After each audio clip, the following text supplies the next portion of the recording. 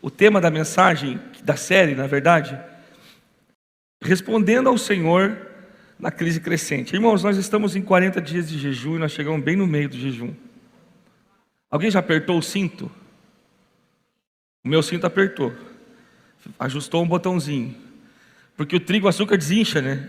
Desinflama. Quando você tira o trigo tira o açúcar, você desinflama.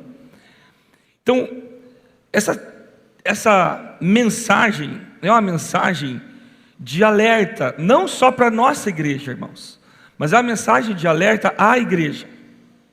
Amém?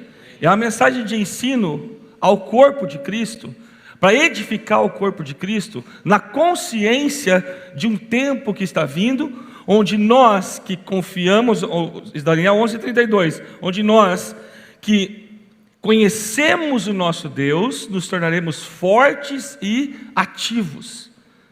Então há uma promessa de Deus, uma profecia do Senhor, e quando você lê Daniel 11, você sabe que é sobre esse tempo, porque está ligado ao que Jesus falou em Mateus 24, ele aponta para uma performance, para um jeito de ser, a uma forma de caminhar da igreja. E a forma de caminhar da igreja é uma igreja forte e ativa.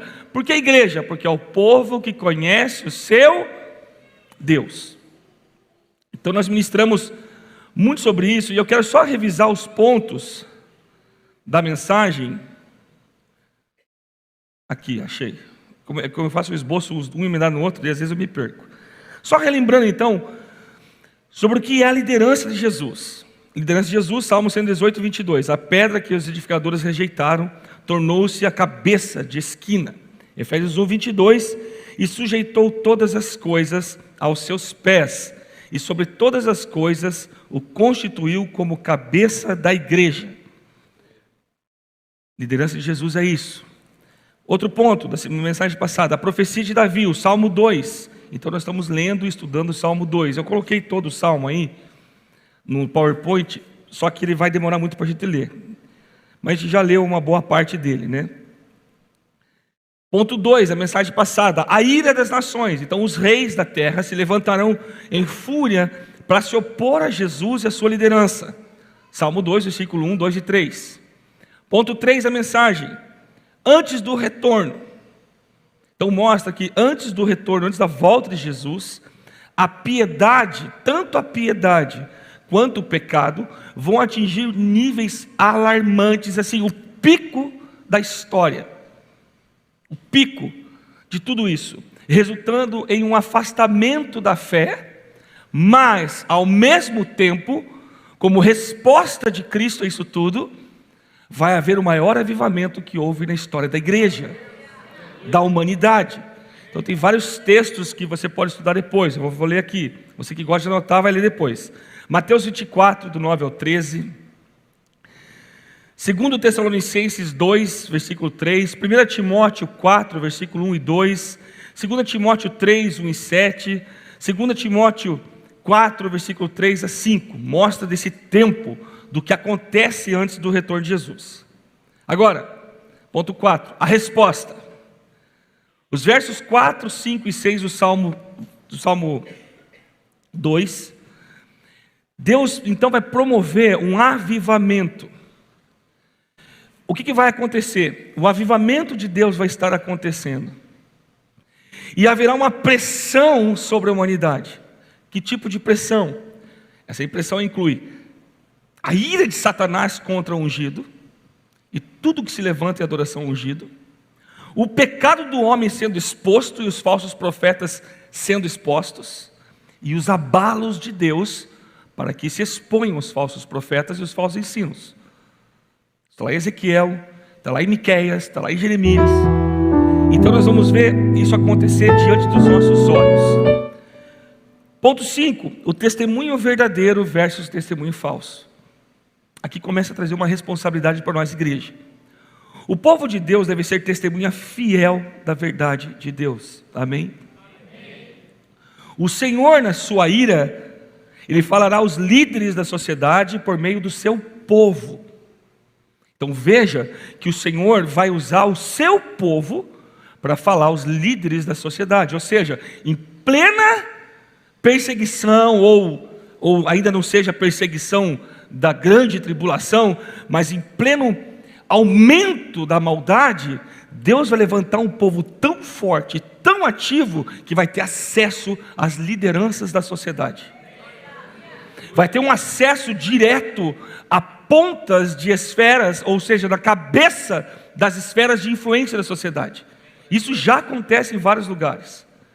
Só que é um povo que é forte e ativo, que conhece Deus. Outra coisa, uma característica primária de um falso profeta é que eles profetizam apenas bênçãos para as pessoas. Uma característica do falso ensino, do falso profeta desses últimos tempos, vai ser essa característica primária: bênção e vitória, não importando que tipo de pessoa que você é, não importando se você aceita ou se você recusa a liderança de Jesus, não importa, Deus vai te abençoar. Isso é mentira. E é profetizando vitória e bênção, independente da vida que a pessoa leva.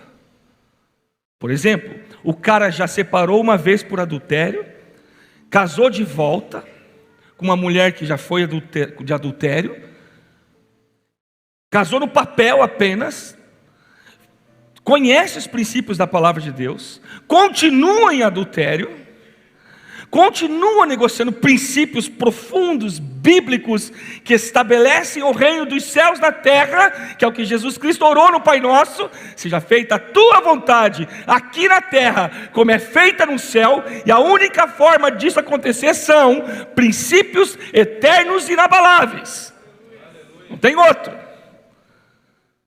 Tudo torto, tudo errado, mas você é uma bênção, você será abençoado, você terá vitória, não importa o que você faça, Deus está contigo.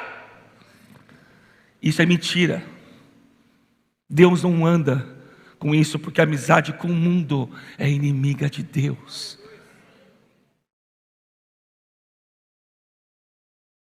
E esse tipo de pregação está correndo dos púlpitos e dos altares. É o tipo de pregação que traz sal de verdade.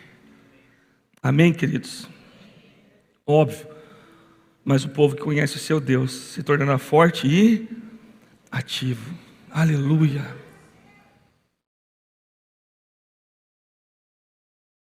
Os falsos profetas não pregam sobre o julgamento de Deus.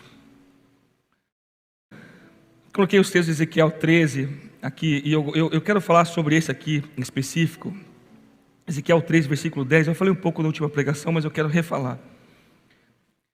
Ezequiel está profetizando, lá no início, Deus fala a Ezequiel assim: coma deste livro, coma deste livro. E ele comeu o livro, e o livro era amargo, mas ele descia na sua garganta como mel. E aí ele começa a profetizar Ezequiel para vários setores, para várias áreas, em pastores e tal. E aqui ele fala para os profetas. Versículo 10: visto que andam enganando, sim, enganando o meu povo, dizendo paz quando não há paz, e quando se edifica uma parede e os profetas a caiam. Isso aqui é muito poderoso. Lá no versículo 14 ele fala assim: derribarei a parede que caiaste, darei com ela por terra, e o seu fundamento se descobrirá. Quando cair, perecereis no meio dela, e sabereis que eu sou o Senhor. Irmão, é muito poderoso nós falarmos assim: creia nos seus profetas e prosperará. É muito poderoso isso.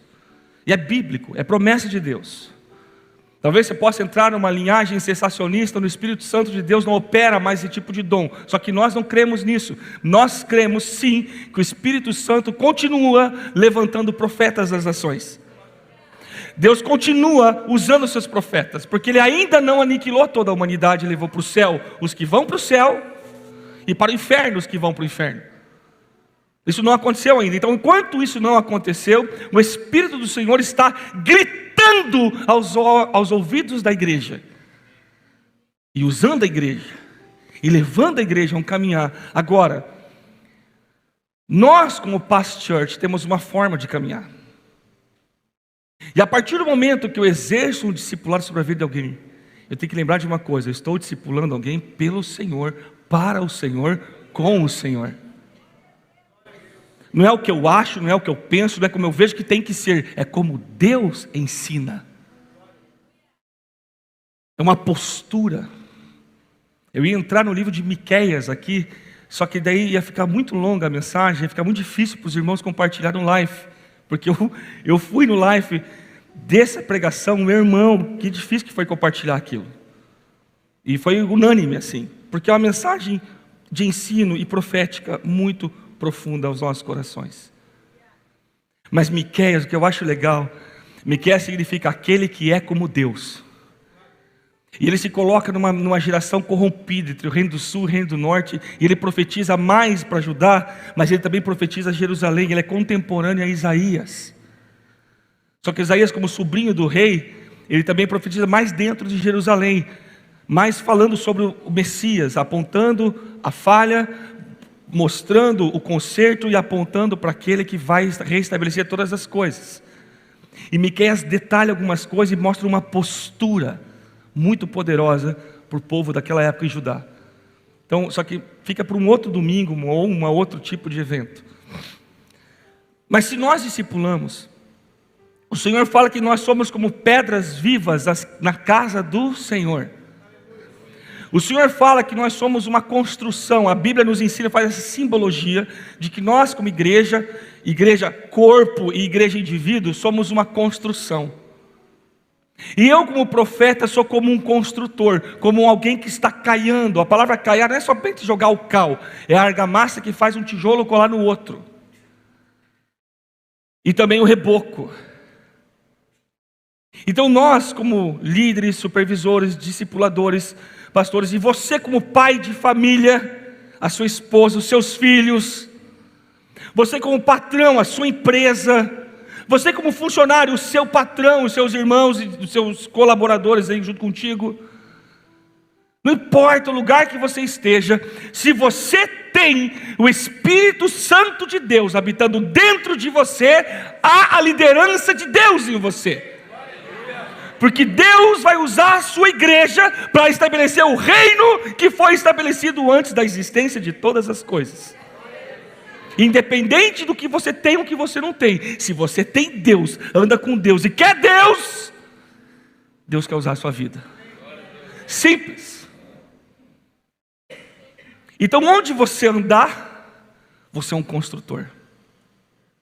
E o que o Senhor fala aqui que é muito poderoso e terrível, é que eu derribarei a parede que caiaste, darei com ela por terra. Ele está falando aos falsos profetas, tá? O seu fundamento se descobrirá, quando cair, perecereis no meio dela, e sabereis que eu sou o Senhor. Como que eu estou construindo? De que forma que eu alinho os tijolos? Presta atenção. De que forma que a parede vai estar depois de umas 10 fileiras de tijolo? Por aqui assim mais ou menos, né, Paulo? Dependendo do... Depois de umas 10 fileiras de tijolo, onde é que vai estar? Como vai estar? Eu preciso olhar para a minha vida, irmãos. Tomar responsabilidade.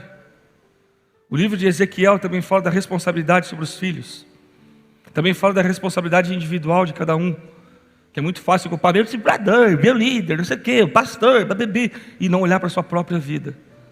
Sabe por quê que eu falo isso? Porque para você manter uma parede reta, você precisa usar um prumo. E a palavra do Senhor nos ensina em Oséias que Ele colocará no meio do seu povo um prumo, e jamais se passará dele. Ou seja, o Senhor está falando o seguinte para mim e para você: eu nunca vou permitir que a construção da minha casa seja torta. Por isso que na nossa igreja nós trabalhamos muito, a gente cansa às vezes. Por quê? Porque nós amamos você da forma que você chega, mas nós queremos você tão bem que nós não vamos permitir que você permaneça da forma que você chegou. Para isso, homens e mulheres de Deus vão se entregar a sofrerem rejeição, a sofrerem acusações mentirosas e tantas outras coisas, para que você seja uma construção reta diante de Deus, aprumada com o Senhor. Aí você pode falar, não, mas isso aí depende só de Deus. Não, Deus não fez assim. Se você quiser saber mais sobre isso, comece a participar dos TADES. Você vai entender um pouco mais sobre essa dinâmica disso tudo. Então, o testemunho verdadeiro e o testemunho falso está, uma prática para você entender, em você não somente ser, mas você ajudar a ser um testemunho verdadeiro de Cristo na terra. Faz uns 4 dias, irmãos, que eu tenho me centrado em algo na minha vida, com relação a ser verdadeiramente um testemunho de Jesus. Pastor, você não é? Eu tento. Mas está na hora de eu parar de tentar e começar a ser. Muitas vezes nós estamos no lugar que a gente está, porque você ainda está tentando. Quando você parar de tentar e entender que você já é, você começa a mudar. O dia que você entender, presta atenção no que eu vou lhe falar. O dia que você entender que dinheiro não é objeto de uso, dinheiro é objeto de adoração, nós vamos entender o que é uma vida plena com o Senhor. O dia que você entender, quando você retém o dinheiro que Deus mandou você ofertar, dar, você está adorando a Satanás. Está dando para Satanás o objeto de adoração que Deus te deu, que é o teu dinheiro também. Uma das coisas que faz parte dessa minha reestruturação é isso, não ter medo de falar de dinheiro. Então, queridos, vai chegar esse tempo que nós estamos vendo aqui. Agora deixa eu continuar, porque para frente é muito poderoso. Tem um texto de Miqueias aqui que eu acho demais, mas eu vou pular. Eu até agora estava só revisando em algumas coisas. Vamos entrar agora na mensagem dessa aqui, em ponto 6. Então tudo isso está acontecendo lá no Salmo 2, na profecia de Davi. As nações se abalando e não sei o que, e Deus está fazendo isso daí, né? Deus fala que Ele se ri de lá do céu e tal. Aí agora vem uma intercessão de Jesus. A palavra do Senhor nos diz que nós temos um advogado. E esse advogado está onde, irmão? Me fala aí. Nosso Senhor Jesus é o nosso advogado. Ele está vendo tudo o que está acontecendo. E Ele é o nosso intercessor diante de Deus. Não existe intercessão entre nós, os homens, e Deus. É somente Jesus. Ninguém entra entre a sua conexão com Deus. Ninguém entra. Ninguém se coloca entre o que Deus abriu, o véu que se rasgou, para você entrar. Ninguém entra na frente. Não, mas o meu discipulador, teu discipulador é teu irmão, que está afiando o ferro assim como você afia o ferro. Seu discipulador é seu irmão em Cristo, que está servindo a Deus na sua vida, para que você alcance aquilo que Deus tem para você. Nada além disso. Agora, existe uma intercessão de Jesus, e nós lemos isso no Salmo 2, versículo 7. Diz assim: proclamarei o decreto do Senhor, o decreto do Senhor. E Ele me disse: tu és meu filho, eu hoje te gerei. Pede, e eu te darei as nações como herança, os confins da terra como tua propriedade. Tu as regerás com cetro de ferro, como um vaso de oleiro, as espatifarás. Uau! Então Jesus responde a tudo isso com intercessão, que concorda com os decretos de Deus. Jesus se revela como grande intercessor, que ora para que a sua liderança seja exibida abertamente, escancaradamente na terra. Presta atenção no que eu vou lhe falar, porque é uma chave muito poderosa. Você já me ouviu falar várias vezes, acabei de falar hoje, sobre princípios inabaláveis. Por que são princípios inabaláveis? Quando você lê os textos da volta de Jesus, os capítulos da Bíblia que falam da volta de Jesus, o principal contexto de tudo que vai estar acontecendo, e nós já estamos experimentando isso, irmãos, é que Deus vai abalar todas as coisas. Em Ageu capítulo 2, versículo 5, eu não lembro se eu coloquei no meu esboço, porque eu acho que eu comecei direto do 7, mas ele fala que ele vai abalar todas as coisas. E daí você fala, mas isso pode ser no Antigo Testamento, pastor. Em Hebreus 12, o Senhor Jesus fala, o escritor de Hebreus fala, e aquele que abalou uma vez, mais uma vez promete abalar as coisas abaláveis. Então, quando Jesus intercede, ele não, segundo os decretos do Senhor, ele está querendo dizer o seguinte: ele é autor e agora ele é o consumador da nossa fé. Ele vai colocar aos seus pés: Senhor, o Senhor disse isso, e isso vai acontecer. Cristo coloca a sua vida de volta e fala: ei, vai acontecer, eu pedi as nações, e eu quero as minhas nações por herança, porque é o meu direito. Então, escuta, a chave que eu falei: se você colocar a sua vida sobre os princípios, você está dentro 100% dos decretos do Senhor para esse tempo. Força e ativo. Não tem como. Deus não pode negar a si mesmo. Por isso que nós, como Past Church, somos tão enjoados em ficar em cima de algumas coisas. Óbvio, muitas vezes cometemos excessos. Muitas vezes cometemos excessos.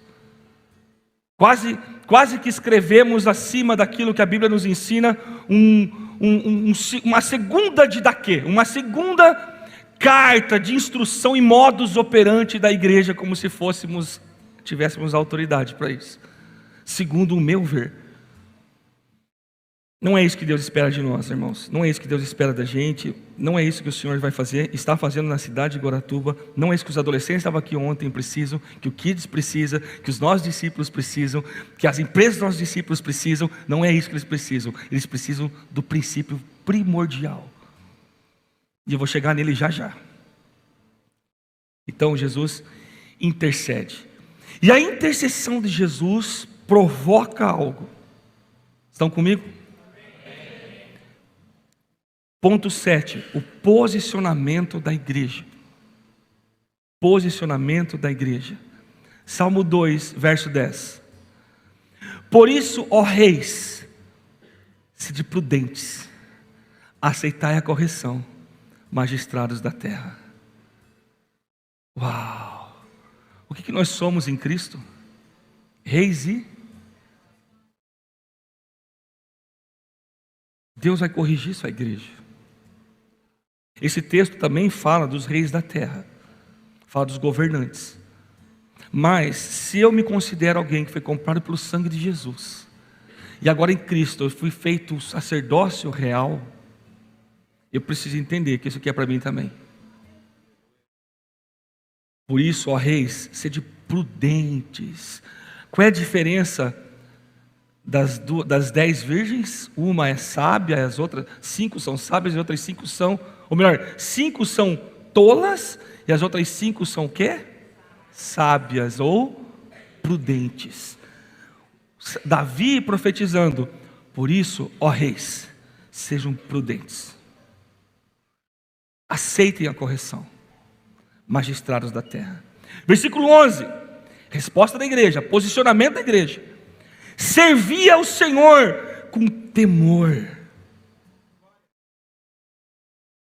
vivei nele com alegria e tremor.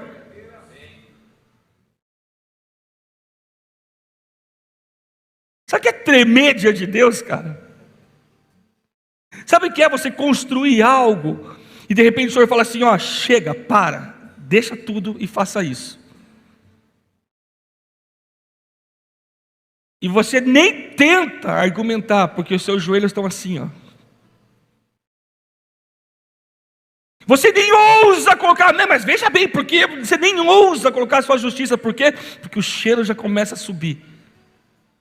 Porque a justiça nossa fede igual trapo de imundícia. Por quê? Porque você treme diante de Deus. Mas aqui tem um segredo, presta atenção, presta atenção. Com alegria. Porque o filho que é amado pelo seu pai, ele é corrigido. Porque o filho que o pai o recebeu como filho, ele é disciplinado pelo Senhor. Ainda que no momento dessa disciplina não seja tanto motivo de alegria, mas se ele for exercitado por isso, pode ter certeza que o fruto de justiça daqueles que são exercitados dessa disciplina será grandioso e trará glória ao Senhor. Ou seja, filhos de verdade. Filhos de verdade.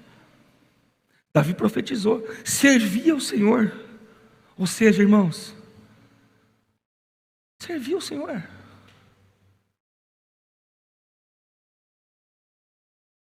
Por que nós paramos de servir o Senhor numa igreja e vamos para outra igreja? Por que muitas vezes a gente sai aqui da Paz Church e vai para outra igreja? Porque chegou numa linha do muro em que o prumo bateu. Aí é mais fácil eu falar que não, Deus, meu tempo acabou. Meu ciclo se findou nessa igreja. Mentira do diabo, pura carnalidade. Aí vai para outra igreja. Aí chega lá na outra igreja, aquela fieira de tijolo que está toda desalinhada, foi confrontada aqui, tira essa fieira. Porque isso para mim é orgulho. Achando que Deus vai continuar a construção da fieira que ele tirou para cima. Não vai não. Se há profeta de verdade, põe essa parede no chão e vamos construir tudo de volta. Vamos construir essa parede de volta. Ou seja, é muito mais fácil você se arrepender, obedecer, do que você sacrificar. Estão comigo ainda? É fundo, irmão. É profundo mesmo. Versículo 12. Olha isso aqui, irmãos. Rendei ao Filho a adoração sincera. Quem é o Filho? Jesus. Olha o padrão que Deus coloca, que Davi coloca. Rendei ao Filho adoração sincera. Sabe o que é a palavra sincero? Dizem alguns estudiosos que ela vem de uma expressão que antigamente, muito antigamente, do latim, eles guardavam as coisas em vaso, a geladeira deles. Bom, aí no sítio ainda tem bastante gente com lata de 18 litros, cheia de gordura e toco de carne. Oh, coisa boa! Jesus Cristo, um risoto feito com porquinho, né, um carreteiro feito com as carnes tiradas da lata. Vixe! Ali era a geladeira. Então o que era um vaso? O que era ser sincero? Então os oleiros faziam os vasos, e na hora de passar, se a mistura não foi bem feita, se a liga dos barros e tudo não foi bem feita, se tinha alguma impureza, na hora de moldar não aparece tanto, mas na hora que bate na fornalha, irmão, aparece. Hello? Pegou aí? Aí vai para o fogo. O que vai acontecer? A hora que vai temperar o vaso e vai esquentar, ele vai trincar. O oleiro irresponsável, que não é sincero, não é genuíno, não é verdadeiro, ele só está pensando em lucro, ele só quer encher a igreja, ele só quer ver uma igreja lotada. Ele faz, sabe o quê? Ele pega aquele vaso, dá uma pintadinha, põe uma cerinha de abelha na trinca, pinta, deixa bem bonito e ainda aumenta o preço. Porque esse aqui é pintado. A hora que o óleo da gordura quente cai ali dentro, irmão, o que acontece com a cera de abelha? E o que vai acontecer com o que está lá dentro? Vaza. O oleiro de verdade, o nosso Senhor Jesus, o nosso Deus, Yahvé, o que ele faz com um vaso desse, irmão? Para jogar fora? Para fazer de novo. A geração conhece o Deus, não tem medo da reprovação. Porque se Deus te reprovou, não é porque Ele abandonou você e desistiu de você. Larga a mão de ser mimizento e orgulhoso. Se Deus te reprovou, é porque Ele falou assim: eu creio tanto em você que eu vou provar você de volta, eu vou reprová-lo. Não é desistência, não é abandono, não é que você não presta, é porque você não passou. Mas eu creio tanto em você que eu vou pôr de volta no lugar para você tentar. Isso é reprovado, porque Deus não nos prova para nos reprovar, irmão. Ele nos prova para nos aprovar. Por isso, se for necessário, reprova você. E não se desfaleça quando pelo Senhor fores corrigido. E sim, confie no Senhor, espere no Senhor, renove as suas forças e caminhe, porque o Senhor é nosso Deus de força. Aleluia. Então Davi nos exortou a servir a Deus no temor de Deus. Opa, eu não li o texto 12.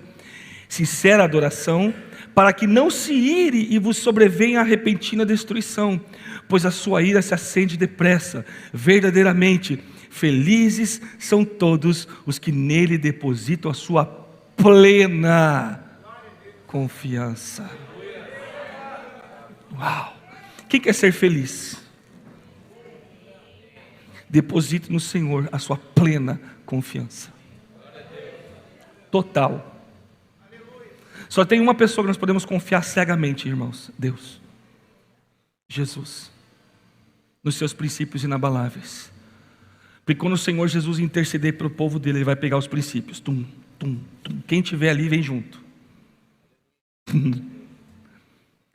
Então a crise do Salmo 2, tudo isso que nós lemos do Salmo 2, tem algo muito poderoso. Ela provoca Ageu 2.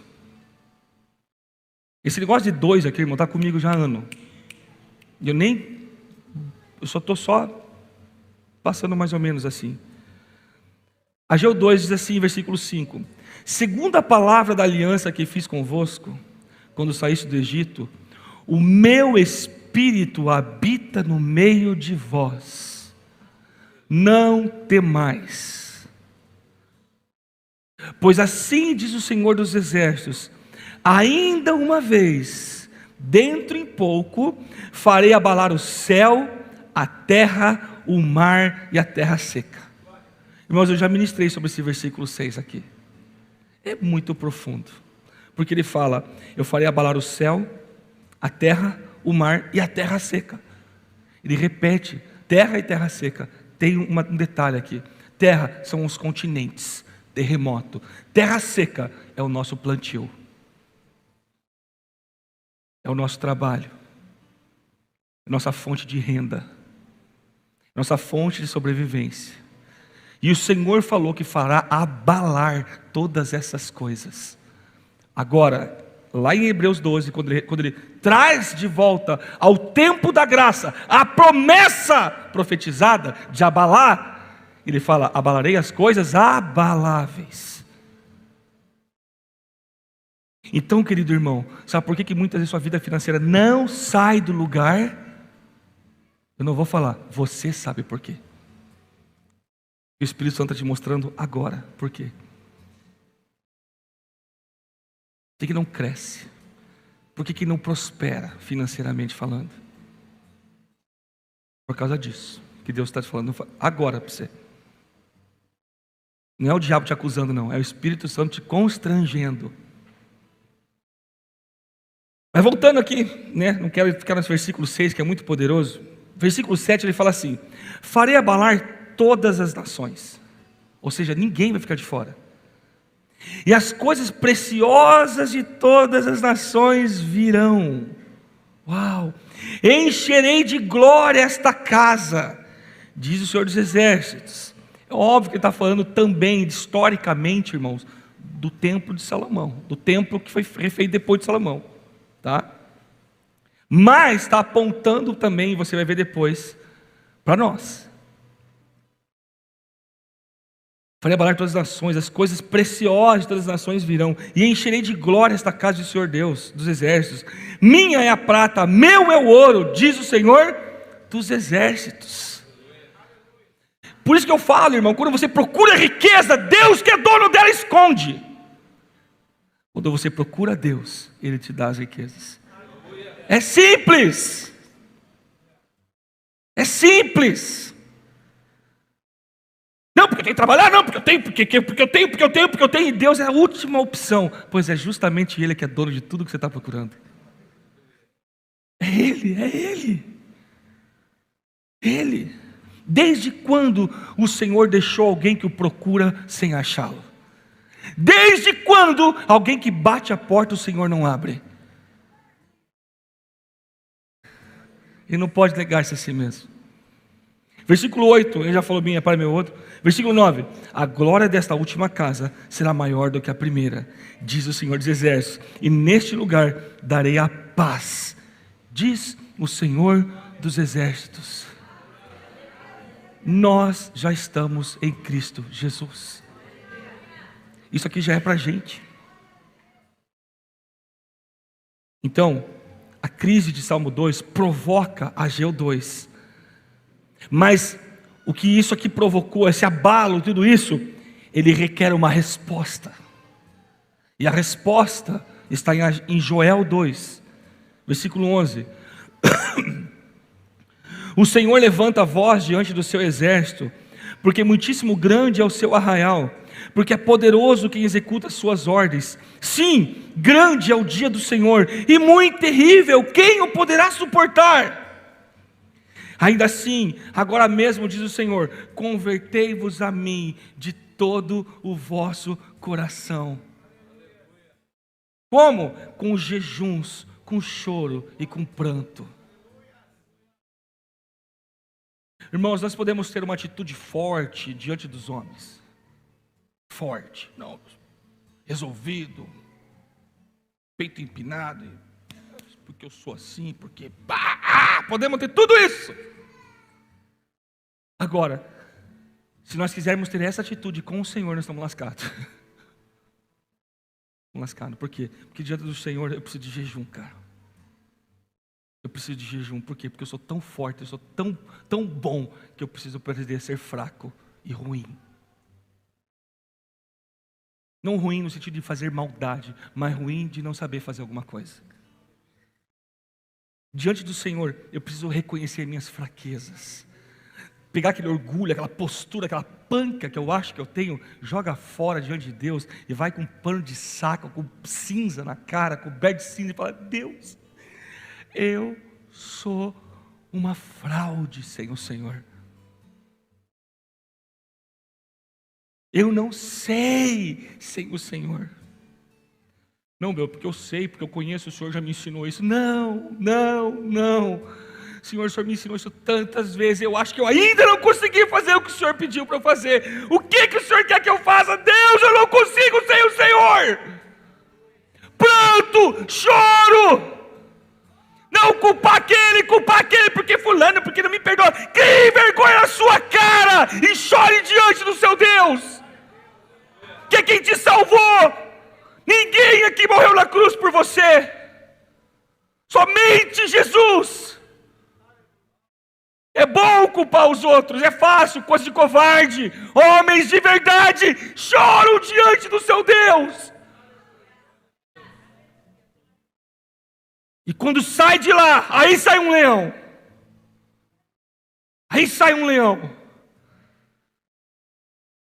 Agora, quando não vão para esse lugar, não é um leão que sai, não, é um lobo. E lobo se tira na cajadada. Leão não tem como levantar contra ele. Estão me entendendo, irmãos? Uma igreja mimizenta não funciona aqui. Uma igreja que tem medo da cura, medo da correção, medo da disciplina, não consegue andar esse tempo. Por quê? Porque requer uma resposta igual a de Joel. Um povo que chora, que pranteia, versículo 13, que rasga o coração e não as vestes. Ou seja, não é exterior, é aqui dentro. É um sofrimento dentro do coração em querer agradar a Deus. É um desespero em querer fazer a vontade de Deus. Não apontar quem faz, quem não faz, em querer ser uma resposta à vontade de Deus. Estão me entendendo, irmãos? É muito mais que esquema de igreja, é muito mais que de conferência, não sei o quê. É uma vida com Deus. Um desespero em olhar as coisas que Deus está fazendo através da sua vida e falar assim: Deus, o Senhor está aqui. Eu não quero fazer nada que o Senhor não esteja. Vocês estão comigo? Eu não estou falando da igreja só, irmão, eu estou falando de tudo. Da criação dos meus filhos, que está aqui servindo ao Senhor. Do cuidado com a minha esposa. Do testemunho para a minha família. E se eu fosse um empresário, eu estaria apavorado. Por quê? Porque Deus disse: meu é o ouro e minha é a prata. E se eu sou um empresário bem sucedido, Deus está confiando a mim o cuidado desses tesouros. E eu não quero cair naquela assim: até o que tem lhe será tirado. Eu quero cair naquela assim: servo bom e fiel. Fosse fiel no pouco, sobre muito te colocarei. É isso que eu quero para mim. Vocês estão comigo ainda?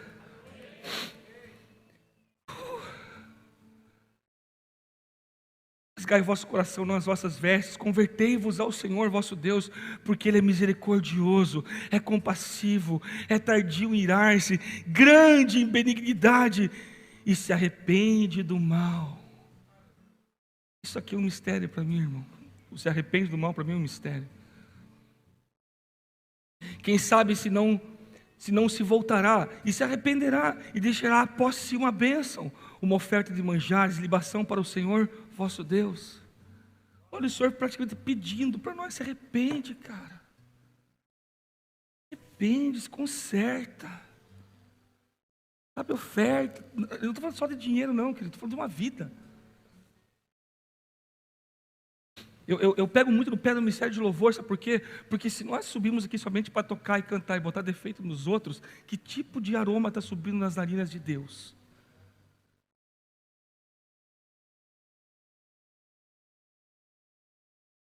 Se o que eu faço por natureza chega ruim, imagine o dinheiro que eu dou.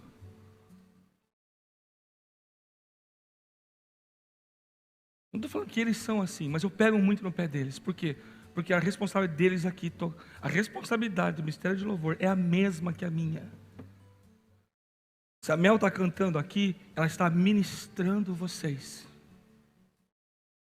Ela não pode estar no TSD dela ministrando a Deus, não, ela está ministrando vocês. Eu não estou aqui pregando para Deus, eu estou pregando para vocês. Se eu estou tocando a bateria, não estou tocando bateria para o ministério de louvor para alguém, não, eu estou tocando bateria para vocês. Estou tocando para Deus, ministrando vocês.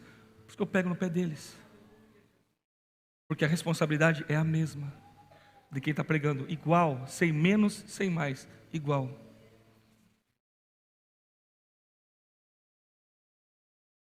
Tocai a trombeta em Sião, promulgai um santo jejum, proclamai uma assembleia solene. Versículo 16: congregai o povo, santificai a congregação. Pensa o Senhor falando para você: Michel, santifique a congregação da Paz Church Guaratuba. Santifique eles. Imagine, está todo errado. Como aquela menina falou aqui hoje, uma adolescente falou assim: ó, Deus não veio te ensinar, Jesus não veio para amor e paz e amor, não, Ele trouxe para te ensinar a perdoar. E você só perdoa se você ama. Ele te ensina a amar o Espírito Santo. Aí você está lá, sem perdoar, cheio de rancor, cheio de falta de transparência, deixando o diabo trabalhar com um monte de impressões na tua mente, no teu coração. O pastor vem aqui, prega uma coisa, prega A, B e C, não entende D, E e F. Ainda passa G, H, I. O discipulador fala assim: querido, é A, B, C. Ele vê o X, Y, Z. Está assim. Mas quer ser usado por Deus. Aí Deus fala para o Michel: santifica a congregação da Paz Church. Aí eu vou chegar em você e falar assim: oh querido, eu te entendo. Não, me perdoe por falar A, B e C. Eu quero ser C, D e F. Vai te consertar. Vai converter, irmão. Vai ser humilde e ser filho, aceitar a correção e falar: amém, eu vou aprender isso aqui, Porque na hora não é motivo, você não fica alegre, super feliz quando é corrigido. Hebreus 12, está lá dizendo isso. Você não vai ficar super, uau, que top, uhul, que corrigida top. Não, você tem que falar assim, de novo. Tem sofrimentos que agradam ao Senhor. Um deles é o da disciplina. Porque Deus sabe que você está sendo exercitado e aperfeiçoado na disciplina. Você vai crescer. Congregar um povo, santificar a congregação, juntar os anciãos, reunir os filhos e as filhas. E os que mamam. Sai o noivo da sua recâmara e a noiva do seu aposento. Até o que é bom, irmão, tem que parar às vezes. E responda uma coisa: o noivo e a noiva na recâmara é errado? Não. Mas num momento desse, muitas vezes, quando vem um mover de Deus, um arrependimento geral, uma congregação santa, um negócio, é necessário coisas boas serem evitadas. Eu não estou falando que você não pode ir mais para o quarto com a sua esposa, irmão, fique tranquilo. A não ser que vocês dois entrem em comum acordo, você não cuidar da sua esposa, você não cuidar do seu esposo, você está pecando, está errando, está abrindo brecha. Agora em comum acordo, total, aí sim, aí funciona. Então, o Senhor está falando o seguinte: sai o noivo da sua recâmara. Agora versículo 17, chorem os sacerdotes, ministros do Senhor, entre o pórtico e o altar. Aqui tem muita simbologia acontecendo. Orem, poupa o teu povo, ó Senhor. Poupa o teu povo, ó Senhor. Não entregue a tua herança ao opróbrio, Senhor. Irmãos, se alguém falar para você que o Brasil está em tempo de paz, está mentindo para você. Nós não estamos em tempo de paz.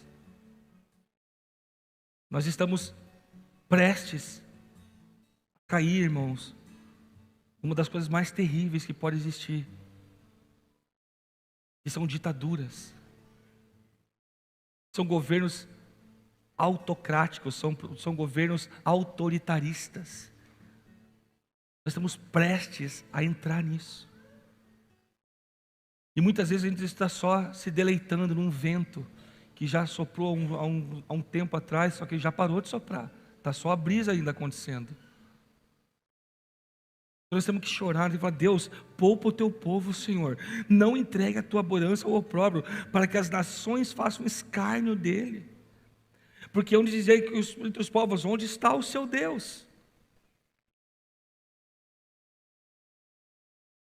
O que você acha que aquele povo estava fazendo quando a primeira dama anterior, ela colocou louvor e adoração no palácio do Planalto, na casa presidencial, na casa da autoridade máxima da nossa nação? O que essa nova primeira dama fez? Não sei se você viu. Ai, pastor, tem que respeitar as outras religiões. Eu não estou falando nada de errado. Eu estou falando que a outra primeira dama, essa agora, colocou uma bordoada, irmão, de entidades espíritas lá dentro. E batuque, fumaça e vela e sacrifício para tudo quanto é canto.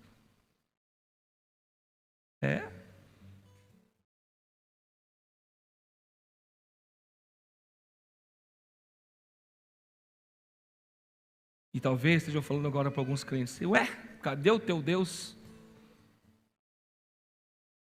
Me responde uma coisa: Deus deixou de existir? Sabe o que talvez esteja faltando? O clamor do povo, o choro dos sacerdotes, dos ministros do Senhor. O choro entre o pórtico e o altar. E ora: poupa, ó Deus, o seu povo. Não entregue a tua herança ao opróbrio. Versículo 18: então o Senhor se mostrou zeloso da sua terra, compadeceu-se do seu povo. Deus não perde, irmão. Deus não perde. Depois do ministério de louvor subir. Então, essa resposta Ageu 2, ela provoca um resultado. Atos 2. Versículo 1. Ao cumprir-se o dia de Pentecostes, estavam todos reunidos no mesmo lugar. De repente veio do céu um som como de um vento impetuoso e encheu toda a casa onde estavam assentados. E apareceram distribuídas sobre eles línguas como de fogo, e pousou sobre cada um deles. Todos ficaram cheios do Espírito Santo e passaram a falar em outras línguas, segundo o Espírito lhes concedia que falassem. Versículo 5: Ora, estavam habitando em Jerusalém judeus, homens piedosos, vindos de todas as nações debaixo do céu. A gente ama cantar, faz de novo, faz de novo. E quando a gente lê um texto aqui, muitas vezes o seu coração vai assim, mas isso aconteceu lá. Nós falamos, adore ao Senhor com sinceridade. Realmente queira de novo. Só que assim, irmão, não vai haver um novo derramamento do Espírito. O Espírito já foi derramado. E continua sendo derramado. Toda vez que alguém é batizado, o Espírito Santo derrama sobre ele. Não somos cessacionistas, que cessou aquela vez e acabou. Então, há um resultado. Eu ia ler Atos 2 inteiro, irmão, mas é muita coisa. Versículo 2,14. Então se levantou Pedro.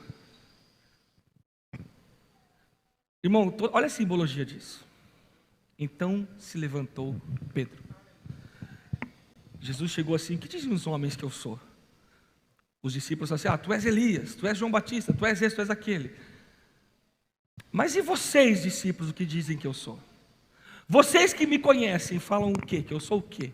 Aí Pedro se levanta e fala, tu és o Cristo, o Filho do Deus vivo. Jesus falou aqui para ele, bem-aventurado é você, Simão, filho de Jonas, porque não foi carne e sangue que te revelou, não foi conhecimento humano que te revelou, mas foi o meu Pai que está no céu. E sobre esta pedra edificarei a minha igreja, e as portas do inferno não se levantarão contra ela.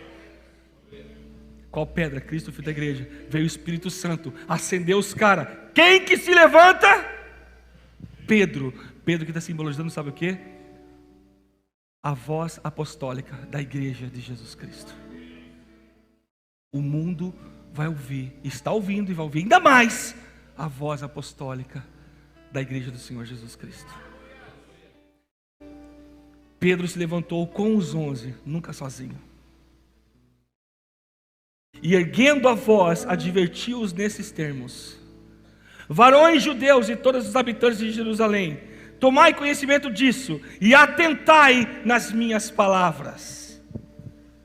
Aí então se levantou Pedro sozinho, sem precisar de mais ninguém, porque ele é ungidão, e ergueu a voz e advertiu: eis que a vitória chegou, eis que a casa nova está na sua frente, eis que o carro zero você conquistou. Foi isso que a primeira voz apostólica gritou pelo Espírito? Não. Jesus, quando começou a pregar, ele falou assim: eu cheguei, venham a mim e ganhem seu carro zero. Qual foi a pregação de Jesus? Arrependei-vos, pois é chegado a vós o reino dos céus. Antes dele, quem estava falando assim, preparando o caminho para o Senhor? E o que João Batista pregava? Arrependei-vos. Por que você acha que o Espírito Santo mudou as coisas? Não mudou. Ele é o mesmo ontem, hoje, eternamente. A voz apostólica da igreja não é pregar bênção, é pregar arrependei-vos. E nesse arrependimento você encontra o autor e consumador de todas as coisas. E aí você vive o que Deus tem para você. Mas continuando em Atos, versículo 40, com muitas outras palavras, deu testemunho e exortava-os, dizendo: salvai-vos dessa geração perversa. Então os que aceitaram a palavra foram batizados, havendo um acréscimo naquele dia de quase 3.000 pessoas. 120 discípulos do tabernáculo, irmão, lá no cenáculo, foram cheios do Espírito Santo. Na primeira pregação, 3.000 pessoas se converteram. Ou seja, os líderes de célula estavam tudo pronto. Por quê? Não tinha, irmão, igreja do Pedro. Não tinha igreja do Pedro. Tinha a casa dos irmãos. E a prova está no próximo versículo. Então, irmãos, a voz apostólica da igreja, a minha voz, a sua voz, o testemunho de Cristo, do Espírito de profecia e da igreja para o mundo, está acontecendo e vai acontecer. Qual o resultado? Maior avivamento da história. a impiedade, a maldade vai aumentar sim, mas isso aqui também vai aumentar de forma nunca vista antes. Um povo que verdadeiramente conhece seu Deus se tornará forte e ativo. Não terá medo de mudanças, não terá medo de caminhar. Mudança que eu digo assim, do nosso conforto, de deixar o que é bom para viver o que é excelente. E às vezes cantamos, faz de novo mais. Irmãos, uma frase que marcou minha vida, eu ouvi do pastor Antônio Cirilo, o que marca um avivamento não é o Espírito Santo, mas é a resposta do povo ao seu poder e à sua presença. O que marca o avivamento não é o Espírito Santo, não é o poder de Deus. Ele fala assim, a frase séria do Cirilo é assim: o que marca o avivamento não é o poder de Deus, mas é a resposta do povo ao seu poder. A pessoa deu uma aperfeiçoada, mas continua sendo dele. O que marca um avivamento não é o poder de Deus, é a nossa resposta ao poder de Deus. Tudo já está estabelecido, Cristo já fez tudo. A nossa função é responder a esse poder e a essa vitória conquistada na cruz e na ressurreição de Jesus. Agora, para que isso permaneça, para que Atos 2 permaneça, eu preciso ter uma postura e um estilo de vida de Apocalipse 2. E aqui vem aquilo que eu falei antes, que eu ia falar sobre o principal. Olha isso aqui, irmãos. Eu estou falando remas da minha vida, irmão, desde o início. Apocalipse 2, o Senhor diz ao anjo da igreja de Éfeso, escreve: estas coisas diz aquele que conserva na sua mão direita as 7 estrelas e que anda no meio de 7 candeeiros de ouro. Que visão, irmão! Eu piro, eu chapo com essas visões. Eu pego um desses aqui, eu fico horas chorando e falo: meu Deus, eu quero ver isso. Quando eu estou sozinho, às vezes eu me pego aqui, cara. Pense, Jesus anda no meio dos 7 candeeiros. O que os 7 candeeiros? Os espíritos da igreja, o fogo que queima dentro das igrejas do Senhor. Jesus anda dentro do fogo das igrejas. Por isso que eu falo, irmão, isso aqui é muito mais do que tocar e ministrar. Isso aqui é muito mais que um culto. O estar num acesso de glória não é cansativo. É mais um dia da minha agenda, não. É o dia que o Senhor está andando no meio do seu povo. Para mim é isso. Para mim é isso. Porque ele diz, esse aqui, o livro de Apocalipse começa assim: testemunho de Jesus. Testemunho de João, revelado por Jesus. É mole, cara? Jesus está falando para João aqui. 7 estrelas que andam no meio dos 7 candeeiros de fogo, de ouro. Conheça as tuas obras, tanto o teu trabalho, o teu labor, como a tua perseverança. Que você não pode suportar homens maus, e que puseste à prova os que a si mesmos se declaram apóstolos, e não são. Você já ouviu falar assim? Primeira coisa que eu vejo de um apóstolo é que ele não se autodeclara apóstolo. Por quê?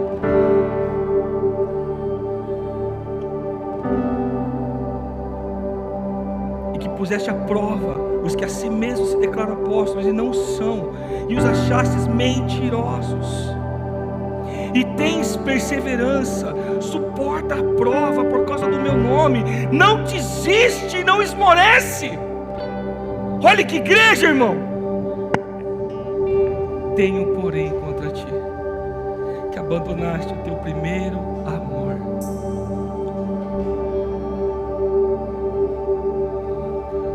Eu não sei quem editou o vídeo dos adolescentes, mas aquela menina falou que foi tão profético, irmãos. Eu sou o tipo de cara que aprendo com um passarinho voando, cara.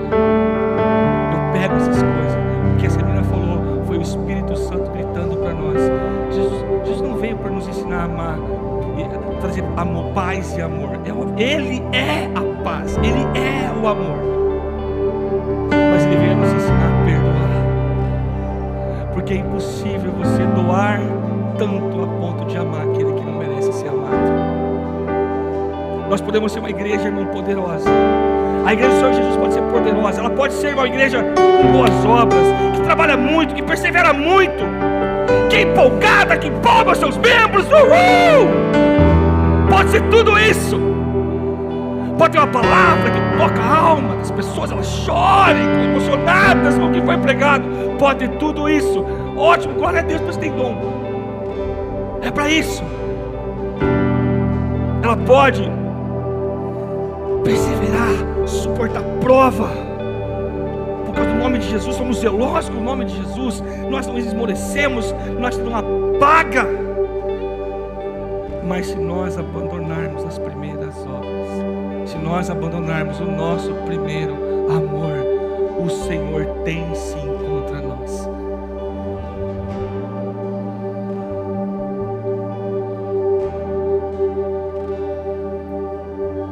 Versículo 5: lembra-te, pois, de onde caíste. Olha a bondade de Deus, irmão. Lá no Apocalipse ele fala assim: olha, ainda te dou a chance de você se lembrar de onde você caiu.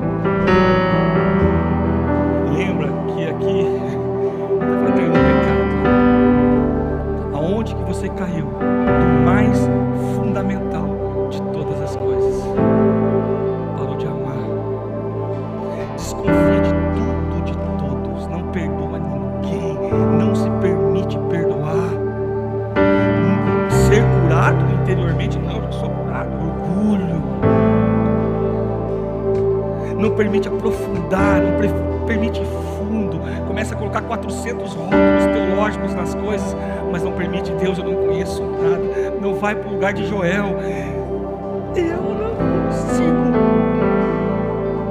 Eu não consigo. Lembra depois de onde caíste, arrependa-te, volta à prática das primeiras obras. E se não, venha a ti e removerei do seu lugar o teu candeeiro, caso não te arrependas, pela misericórdia. Eu já vi igreja fechar, irmão.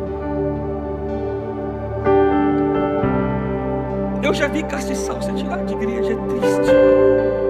Pessoas morrem, pessoas vão para o inferno, pessoas desviam, se tornam frias, morrem espiritualmente. Versículo 6: tens contudo a teu favor que odeia as obras dos nicolaítas, as quais eu também odeio. Eis a mensagem que vocês ouvem domingo quando eu estou pregando, irmão. Quem tem ouvidos ouça o que o Espírito diz às igrejas. Ao vencedor dar-lhe-ei que se alimente da árvore da vida que se encontra no paraíso de Deus. Uau! Que promessa maior que essa? E para encerrar, para você ficar de pé. Então o resultado, olha só aí, colete foguete. O resultado dessa aqui é uma postura que nós vamos ter.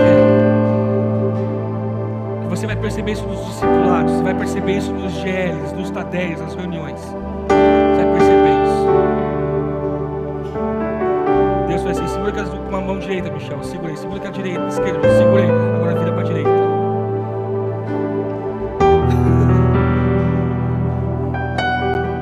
Você que trabalhou com barco, sabe que às vezes você faz só assim, né?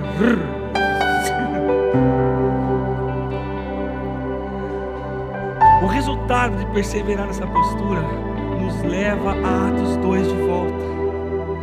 No versículo 42, aquela mover tudo, aquilo de lá tudo aconteceu naquela época, e nós estamos vendo, nós temos o mesmo Espírito, se nós perseverarmos, igual a igreja de Éfeso, mas sem o erro da igreja de Éfeso. Atos 2:42, e perseveravam na doutrina dos apóstolos e na comunhão, no partir do pão, nas orações. Em cada alma havia temor, muitos prodígios e sinais eram feitos por intermédio dos apóstolos. Todos os que creram estavam juntos e tinham tudo em comum. Vendiam suas propriedades e bens, distribuindo o produto entre todos, à medida que alguém tinha necessidade. Eu não acredito em dízimo, então faz esse princípio aqui, vende tudo e dá para a igreja.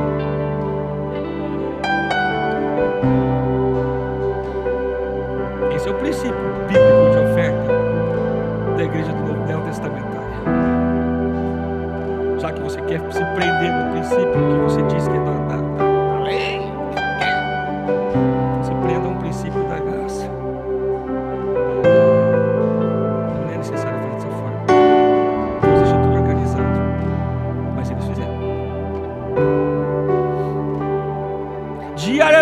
perseveravam unânimes no templo, partiam pão de casa em casa, tomavam as suas refeições com alegria e singeleza de coração. Célula, life group, irmão, de casa em casa, na igreja, no templo e nas casas, partindo o pão de casa em casa, tomavam as suas refeições. Ainda que partindo o pão pode também dizer que é a ceia, mas às vezes as pessoas se tornam tão ritualísticas que travam o poder da koinonia numa religiosidade que tem que ter a ceia. Já acontece a ceia. Partiu o pão de casa em casa, tomava as suas refeições com alegria e singeleza de coração. Versículo 47, louvando a Deus e contando com a simpatia de todo o povo. Uma outra versão fala, caindo na graça do povo. Enquanto isso, acrescentava-lhes o Senhor, dia a dia, os que iam sendo salvos. A igreja vai encher. A igreja vai encher de gente. A igreja vai cair na graça do povo. Uma igreja que é forte, uma igreja que é séria, uma igreja que não perdeu o senso de humor, mas é séria. É uma igreja que Deus envia as pessoas. É uma igreja que Deus traz os salvos para estarem juntos em família. Porque sabe que lá vai haver o quê? Amor, alegria, conserto, disciplina. E nunca vai faltar a alegria do Espírito, amor de Deus, graça de Deus, perdão, cuidado, atenção, disciplina também que vai falar. Esse é o povo que conhece o seu Deus. Eu escrevi uma frase no PowerPoint, mas eu não coloquei aqui. Coloca para mim lá, por favor, o último slide. Eu acabei não colocando no meu esboço. Não, é o último dos últimos. Eu coloquei, eu esqueci de pôr aqui. É uma foto branca, isso mais escura. Eu não vou conseguir repetir. Eu escrevi na hora ali, não vou conseguir repetir ela. Não consegue pôr?